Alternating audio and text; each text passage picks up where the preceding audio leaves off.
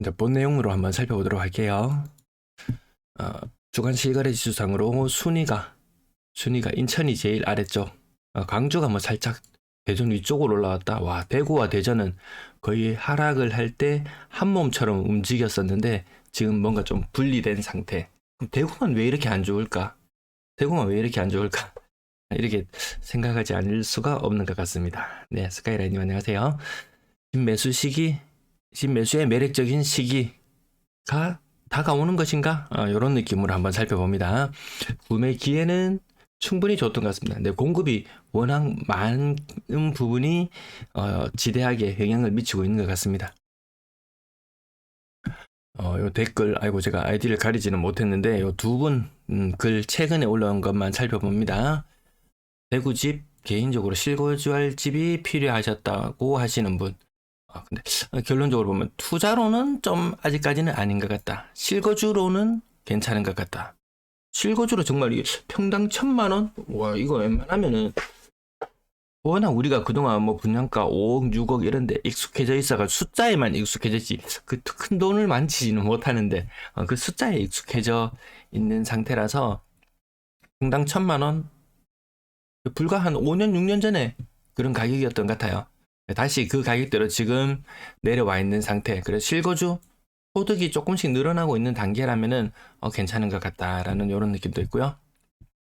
상승장에 가다가 2015년, 16년 대구에 좀 주춤했다가 다시 올라갔다가 이게 내려가는 것도 참기 힘들고 그렇다고 다시 지금 떨어지고 있는 시점에서 살짝 올라가는 시점에서 요 시점에서도 지금 참기가 힘들고 그래서 지금 이 시점에서 우리는 지금 어떤 고민을 해봐야 되는가라는 그 부분에 대해서 한번 살펴보도록 하겠습니다. 저도 횡보의 느낌, 그런 느낌을 가지고 있습니다. 근데, 슈퍼리치님은 올해가 최저점이라는 의견도 주셨고요. 네, 강민님 반갑습니다. 어서오세요. 그러면 지금 올해가 최저점, 1월 달에 이게 최저점이다. 최저점이다. 그래서 그럼 다시 올라간다. 뭐, 요렇게 생각하면은 지금 매수에 임하실 거고, 야, 아닌 것 같다. 아직 아닌 것 같다. 아직은 산적한 문제들이 해결 안 된 것들이 좀 많이 있는 것 같다. 요렇게 보는 견해로 좀 나눠지는 것 같습니다. 아무튼 뭐 매수를 하건 매도를 하건 참 이 힘든 시기들을 지내고 있는 것 같습니다. 사람들은 부동산에 얼마나 관심이 있을까 한번 살펴보면은 최근에 대구의 모 부동산 카페에 들어가서 제가 활동 회원수를 조회해보니까 4만 2천 지금 1월달, 2월달, 3월달이거든요. 회원수가 4만 회원수는 30만을 훌쩍 넘어섰는데 실제 활동하는 회원수는 4만 명 정도에서 크게 많아지고 있다는 느낌은 들지 않습니다. 뭔가 꿈틀꿈틀한다고 하니까 사람들이 좀 들어와 봤다가 3월달이 되니까 다시 뭐 게시글이나 이런 것들이 썩 뭐 볼만한 것들이 별로 없죠. 시간을 많이 투입해서 보는데 대비해서 그래서 활동하는 회원수는 많이 늘어나진 않는 모습. 그러면 2022년도 3월 달에는 어땠냐? 5만 명이 활동했어요. 21년 3월 달에는 6만 명이 활동했어요. 20년 3월 달에는 뭐 대략 5만 명 후반대가 활동했어요. 지금 다시 돌이켜보면 지금 4만 명대거든요. 사람들이 그렇게 많이 부동산에 반응하진 않는다. 그 관심도가 예전 한창 화랑일 때만큼 그만큼 뜨거운 것 같지는 않다. 이런 느낌으로 한번 잠깐 살펴봤고요.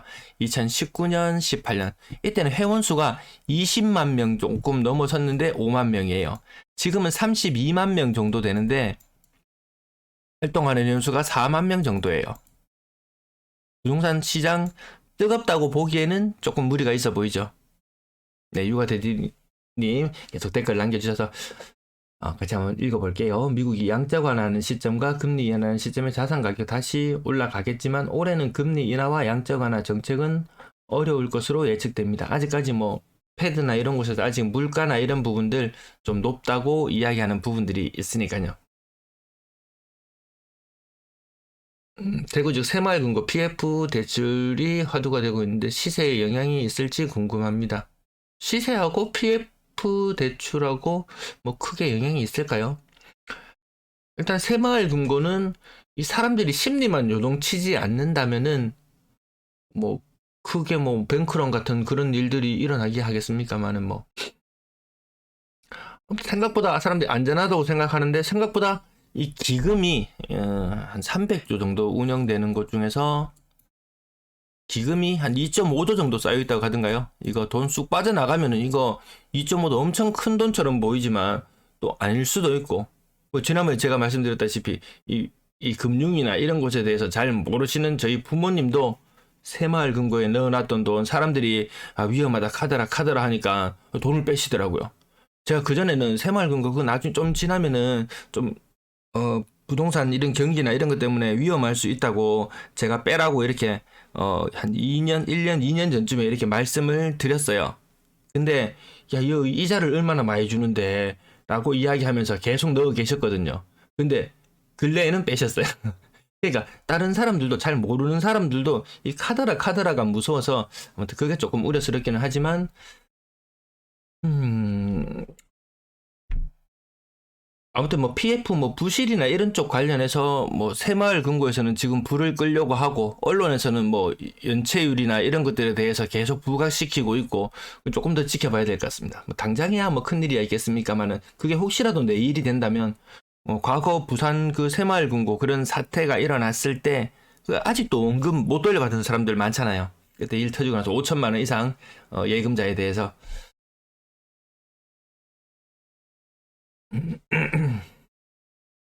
음. 패드에서 미친 척 금리 한 번 더 올리는 순간 전 세계 금융 마비될 겁니다. 그래서 일단 더 올릴 거라고 지금 스탠스는 취하고 있는 것 같던데요. 보니까 뭐 패드 워치 이런 거 살펴보면은 한 번, 두 번 더 올릴 것 같은데 그 지금 미국이 좀 왕따를 당하고 있는 이런 느낌 좀 받으시나요? 미국 채권 보유하고 있는 국가들 미국 채권을 내다 팔고 미국 채권 가치가 점점 떨어져 가고 돈은 찍어내야 되는데 찍어내지는 못하고 이런 상황들 뭐 위안화 결제가 급속히 그럼 아직까지 그렇게 뭐 대체되고 이런 데까지는 엄청난 시간이 뭐 걸릴지 뭐 어떻게 될지는 아무도 모르지만 당장에는 좀 신뢰하지 않는 이런 느낌도 좀 가지게 됩니다. 수도권 쪽에 규제도 이번에 수도권 쪽에 규제를 풀고 있다 보니까 수도권 쪽에 서울 쪽의 거래가 훨씬 더 좋아요. 정말 서울의 거래는 대구가 한창 안 좋아서 700건, 800건 거래되던 무렵에 서울 쪽도 700건, 800건 그렇게 거래가 되었었거든요. 근데 대구보다 거래량이 서울 쪽이 훨씬 더 낮긴 하더라고요. 네, 꿈나무님 말씀처럼 그 새마을금고 아까 2조 5천억에 상당하는 그 돈만큼 사람들이 돈을 쑥 빼가버리면은 그 5천만 원도 보장받는 부분은 아니죠. 네. 슈퍼리치님, 정책금리 공급으로 보더라도 대구는 올 초보다 올 연말까지가 최저점 같습니다. 당장 오른다는 얘기는 아니고 4년 정도 매물 소화하면서 전세가 조금씩 회복하면서 상승할 것으로 예상되네요.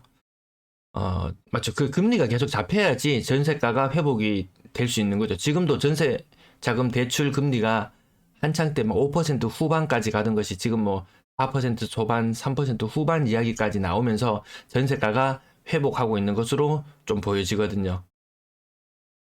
이 물량보다 금리가 이 전세나 월세 이런 것에는 더 크게 영향을 미치고 있는 것으로 지금 보여지는 것 같습니다. 취득세 중과 완화되기 전에 실거주분들은 매수하시길 권해드립니다. 취득세도 지금 중과되는 부분 조정 대상 지역 해제되면서 상당 부분 해소되었거든요. 그러면 그것만 해소되어도 아이고 내가 취득세가 아까워서 못 사지 했던 사람들 그 반응이 없더라고요. 취득세 중과 완화되고 그러면 또 영향이 있을지도 모르겠어요. 이번에는 확실히 뭐 공시지가가 내린다든지 아니면은 뭐 종부세가 많이 깎아준다든지 이런 부분들이 있으니까 분명히 뭐 다주택자 입장에서 투자의 관점으로 봤을 때도 다시 이점이 생기는 시기도 있지 않을까 싶습니다. 네.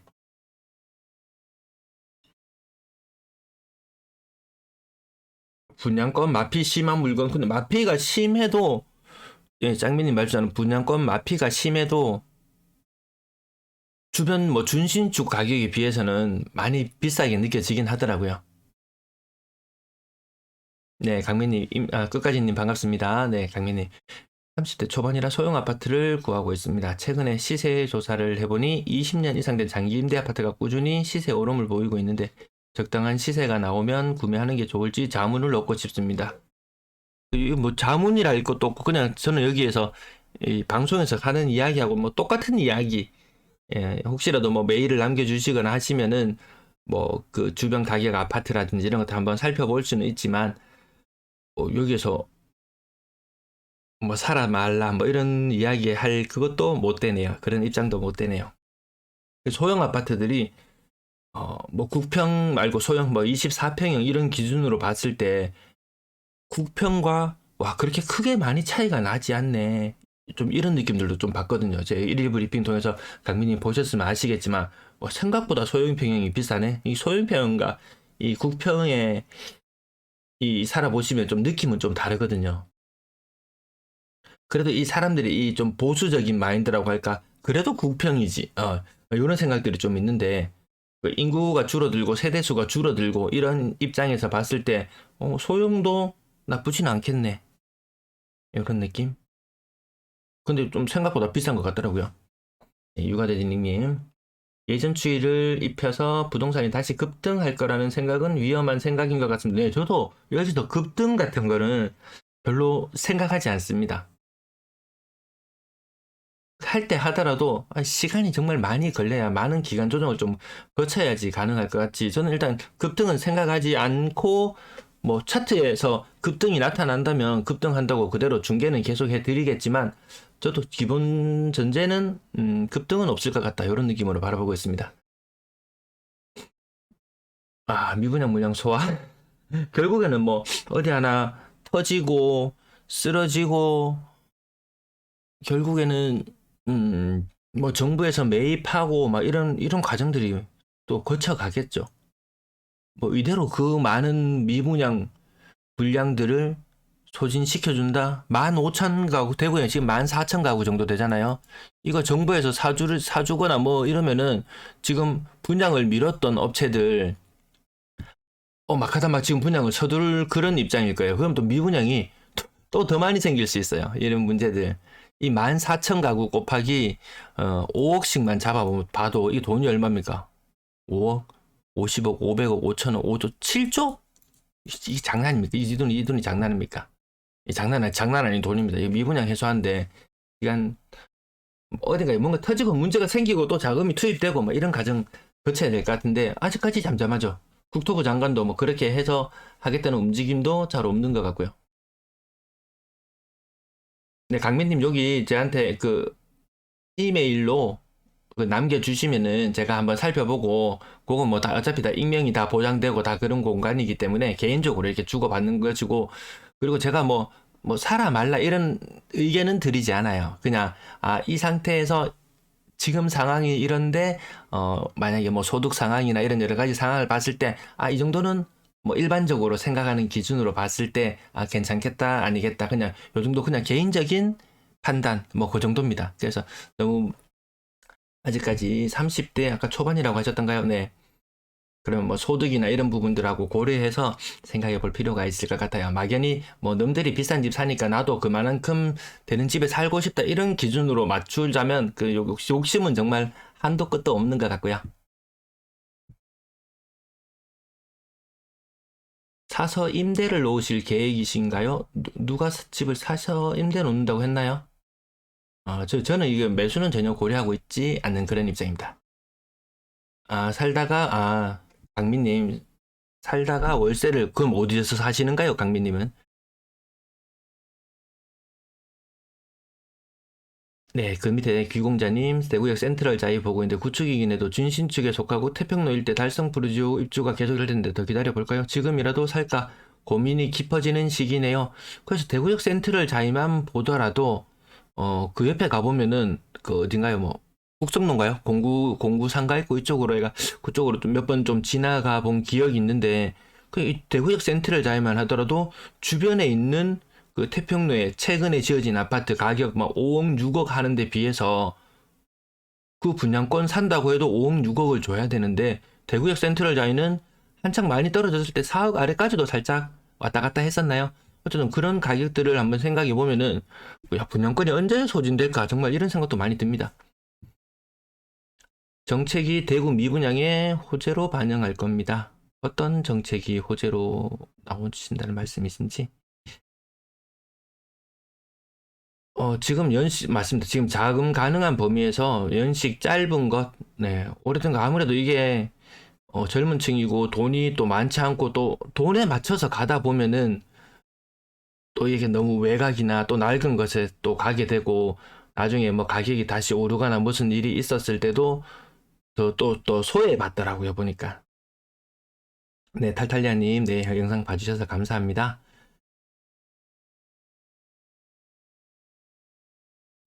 까치 아파트는 제가 어딘지 잘 모르겠어요.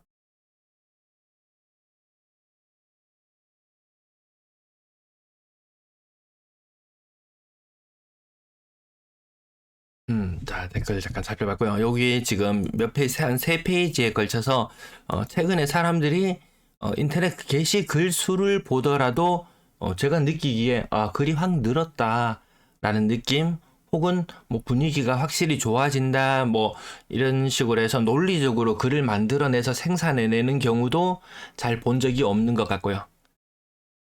그 게시판에는 그 매물이 한동안 많이 올라오더니 지금은 잘 안 올라오고, 뭐 특별한 뭐 변동 사항이 없습니다. 가장 인기 있는 글이 하루에 이 아파트 매매 가격 순위 나왔는 거, 그 아침에 반짝, 그때만 반짝 사람들이 커뮤니티 활동을 하고 그 외에는 많이 생산되지 않고 익명 게시판에도 영양가 없는 글들이 계속 오가는 것 같습니다. 네, 제목 그 아파트 매수 기회 제가 이렇게 매력적인 시기 이런 식으로 제목을 달아봤었는데요. 요거 주택 구입 부담 지수는 제가 자주 가지고 오는 내용인데 주택 구입 부담 지수 지금 평균적으로 쭉 전반적으로 올라가는 상황에서 지금 대략 한 70 정도를 기준선으로 놓고 봤을 때 대구가 한창 때는 80 위쪽까지 올라갔다가 지금 좀 꺾였어요. 좀 꺾였고 지금 여기 아래쪽마다 요 차트 상위 아래쪽 2009년, 10년, 11년, 12년, 14년, 2008년 요때 한 2009년부터 집 사기 좋았던 시절 생각해 본다면 2013년 요때까지가 주택 구입 부담 지수가 그 평균 이동 평균선 아래쪽에서 놀고 있었던 시기였고요.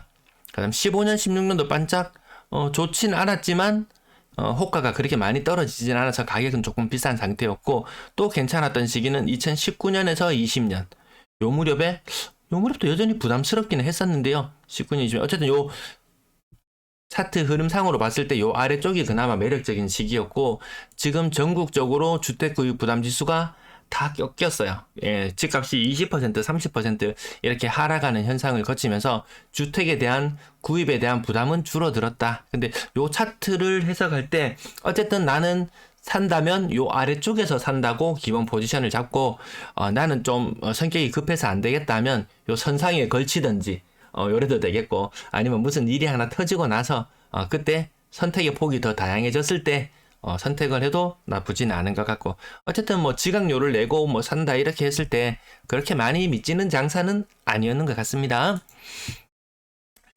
주택구입 부담지수 제가 요 초록색 부분은 표준대출 기간 자료를 그대로 가지고 오거든요. 여기 보시면은 대출 금리가 높아졌어요. 근래는 낮아진 거 맞아요. 근데 제가 가장 지금 최근에 언급드린 요 낮아졌는 수치가 2022년 4, 4분기의 자료예요. 4, 4분기의 자료다 보니까 4, 4분기에 한국은행 주담대 금리는 최고를 찍었어요. 주택 구입 가격은 많이 떨어졌거든요. 요 수치가 조금 잘못된 것 같기는 해요. 요건 근데 제가 요것도 만든 자료가 아니고 한국부동산원에서 중위 주택 가격을 가지고 와서 만든 거예요. 근데 이게 높아지는 게 저는 좀 의아하기는 해요. 이게 높아지면은 집값이 높아지면은 결국 대출 금액도 많아지게 되고 부담도 커지게 되는데 그 부담이 줄어들려면 월 소득이 증가해야 되는데 월 소득이 증가했다고 보기는 힘들거든요. 그래서 이 부분을 살짝 제가 라이브를 안 켜고 녹화로 하려고 하다가 요걸 라이브로 켰는 이유는 이 부분을 같이 한번 살펴봐야 될 것 같아서 그래서 이렇게 가져와 봤습니다. 요 초록색 덩어리들 조금 잘 안 보이시나요? 네, 조금만 더 키워서 같이 한번 보도록 할게요. 요것 때문에 굳이 어제도 라이브를 해서 제가 목이 좀 아픈 상태인데 네, 굳이 가지고 와본 이유는 여기 있습니다. 금리는 높아진 게 맞아요. 소득은 크게 차이가 없을 거예요. 그렇다면 중위 아파트 가격이 한창 때 3억 뭐 거의 4억 가까이 갔던 것이 3억 4천까지 떨어졌다가 3억 6천 이게 치솟을 때 이상하다 싶었어요. 지금 아마 중위 매매 가격은 3억 2천 정도 이렇게 넣어본다면 아마 소득이 월 소득이 530 이 정도까지는 안 될 것 같아요. 중위 아파트 가격이 3억 천 정도로 떨어진 것 같아요. 네, 여기 빨간색으로 표시해 볼게요. 중위 아파트 가격이 3억 천 정도로 떨어져 있는 상태다. 이때 내가 주택을 구입했을 때 월 100만 원 정도 갚아야 된다. 월소득 500만 원 인 사람이 100만 원 정도 갚아야 되는 상태. 그러면 소득 대비로는 대략 한 20% 정도 들어갑니다. 이 정도가 대구에서 일반적으로 집을 사는 그런 모습. 그러면 집을 살 게 더 매력적이려면 어떻게 되어야 되는가 라고 봤을 때 소득은 한 520만 원, 515만 원 이 정도로 넣어 놓을게요. 515만 원에 금리가 지금 4.3% 정도로 떨어져 있어요. 근데 혹여나 내가 특례 보금자리론을 받아가지고 대출 금리를 3.75% 정도로 대출을 받는다고 치고 집 가격은 3억 천, 집 가격은 중위 가격은 지금 상태 그대로라고 놓고 봤을 때 이 주택 구입 부담 지수가 68.4가 되거든요. 그래서 특례 보금자리론 입장에서 봤을 때 지금 집을 매수를 한다면 아마 이 선상에 지금 여기 이동평균선, 회색의 이동평균선에 걸쳐지는 지점쯤에 아마 집을 사시는 걸 거예요. 특례 보금자리론 집을 산다면. 아니면 지금 턱없이 높은 금리로 내가 만약에 집을 사는데 금리가 한 5% 정도 되게 산다면 조금 비싸게 사는 느낌은 있을 거예요. 남들보다. 어쨌든 이 개개인의 사정에 따라서 뭐 대출 금리가 달라지는 부분이 있기 때문에 그 부분을 감안하면 좋겠고요. 대출 금리가 정말 4%, 대출 금리가 3.5%, 3.5% 정도에만 집을 매수할 수 있다고 쳐도 집값은 조금만 더 떨어져서 여기서 만약에 10% 정도 더 떨어져서 2억 8천만 원 정도 된다면 월 부담금은 한 80만 원 정도 되겠고 월 부담금은 80만 원 정도 소득 500만 원에 월 80만 원 부담 이 정도면은 크게 부담스럽진 않겠죠. 네, 그래서 이렇게 제가 예전부터 매수 시기 시작 시기라든지 매수 적기라든지 이런 걸 놓고 봤을 때 금리가 그래도 4% 이하로는 떨어져야 된다. 근데 지금 시장 금리가 그렇게 막 움직이고 있는 걸 보니까 좀 다소 놀랍긴 합니다. 근데 집값은 다시 일부 반등하면서 제가 봤을 때 여기 지금 현재 시점에서 이 부분을 다시 한번 짚어보자면 집값은 한 3억 뭐 평당 1,000만 원 요즘 그런 느낌의 아파트들이 많으니까 평당 1,000만 원 잡고 소득을 좀 더 많이 줄여야 될 것 같은데 515만 원. 아이고 요 수치가 좀 변동이 덜 되긴 하네요. 어제 요런 식으로 해서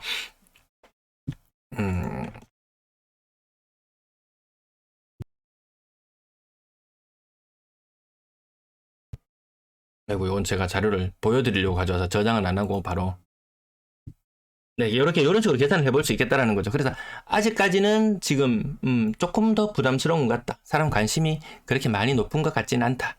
예, 부산 지역도 한번 살펴보시면 부산은 지금 83점이에요. 대구보다는 조금 더 부담스럽게 느껴지는 것이 맞고요. 여기도 지금 소득 자료나 이런 것들이 조금 오락가락 하긴 합니다.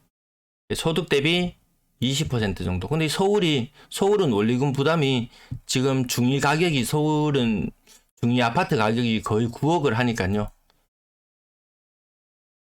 소득의 절반을 갈아 넣어야 집을 살 수 있는 그런 상태가 서울이라고 하니까 여전히 부담스러운 것 같습니다. 그래서 원희룡 장관이 계속 요걸 가지고 와요. 뭐 소득 대비 시가 뭐 이거 뭐 PIR 자료 이런 거 한창 때 가지고 왔을 때 18배 소득 대비 18년 동안 돈을 고스란히 모아야 된다. 그래야 집을 살 수 있다. 그렇다면 소득 생활을 몇 년이나 하는가 살펴봤을 때 보통 일반 직장인들이 한 30년 정도? 이 정도면 많이 하는 건가요? 소득 생활 30년을 한다고 생각했을 때 18년 동안 번 돈을 집에 다 밀어 넣어야 된다? 나머지 12년 번 돈으로 살아야 되는데 이게 녹록치 않은 거죠. 이게 녹록치 않은 그런 모습인 것 같습니다. 매수 우위 지수 다 같이 반등하지 못하고 세종시가 40과 50을 오락가락하고 있는 그런 정도의 상태. 나머지 광역시들은 다 지금 20, 20 아래에서 다 놀고 있습니다. 낮은 곳은 대구는 10 정도, 부산도 10 정도, 부산도 살아나지 못하죠.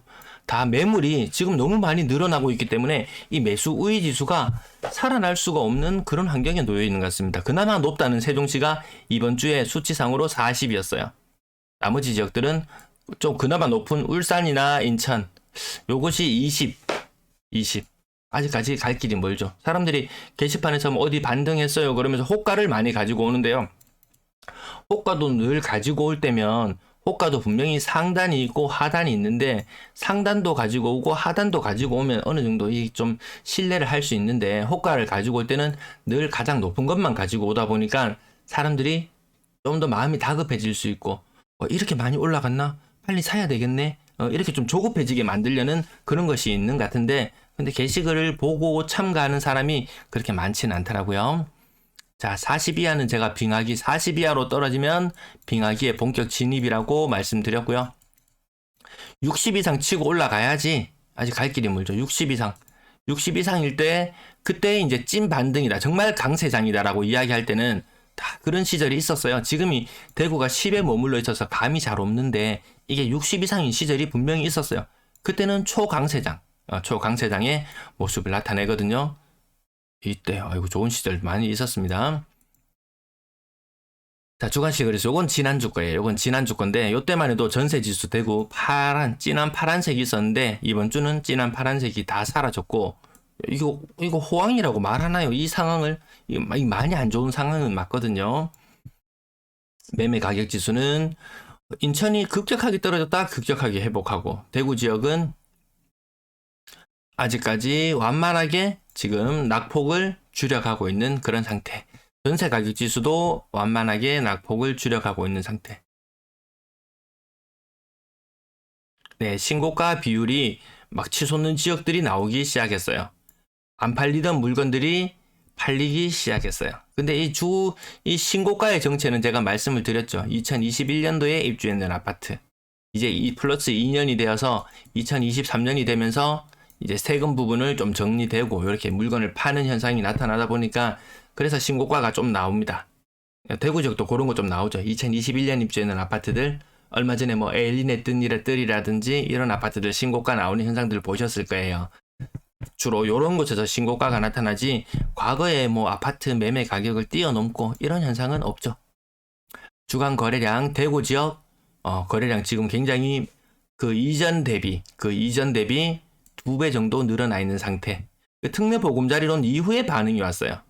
규제했을 때, 뭐 대출 완화되었을 때, 수성구 투기과열지구 해제되었을 때, 대구 조정대상지역 해제되었을 때, 이럴 때조차도 반응이 없었어요.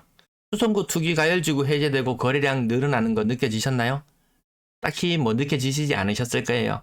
특례 보금자리론 이후에 이 반응이 옵니다. 그래서 제 그 영상 아래쪽에 댓글 달아주시는 분 보니까 뭐 9억 정도 아파트 집을 사러 오는데 대출을 5만 상 내가지고 집을 사더라. 지금도 그런 사람이 있더라. 왜?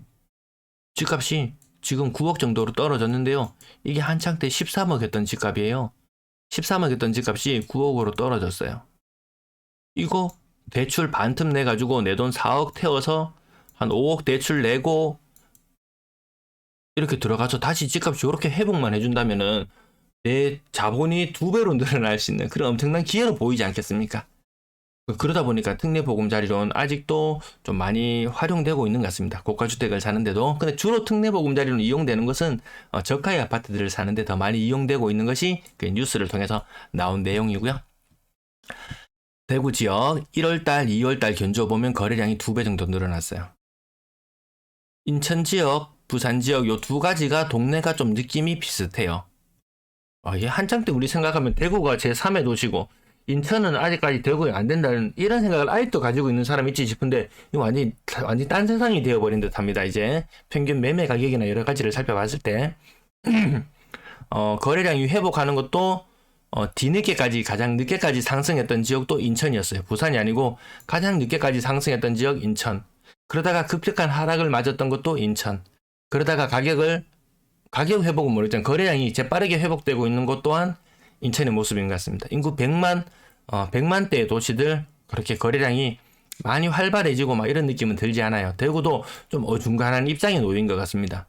부산, 인천, 아니면 중간에 대구 어중간하게 끼어 있고 또 나머지 광역시 이런 느낌이 좀 남는 것 같습니다.